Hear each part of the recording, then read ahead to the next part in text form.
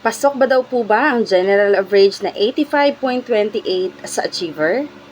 Hello everyone, and for today's video ay pag-uusapan natin kung ano nga ba ang dapat makuhang general average ng inyong mga anak para makapasok sa with honors. As per DepEd number 36 series of 2016 Policy Guidelines on Awards and Recognition, ang average na dapat makuha ng mga bata para makapasok sa with honors ay 90 to 94. Para naman makakuha ng with high honors, dapat ang bata ay makakuha ng general average na 95 to 97. At para ang bata ay makakuha ng with highest honors, kailangan ang kanyang general average ay nasa 98 to 100. So sa DepEd Order number 36 series of 2016, wala po tayong award na achiever.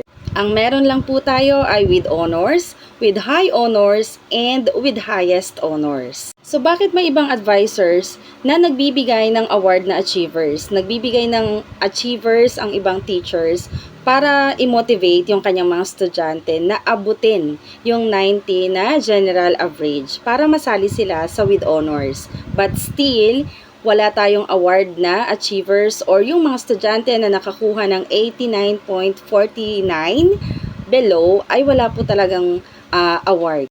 Kaya po kung ang general average ay 85.28, hindi po siya kasama sa with honors.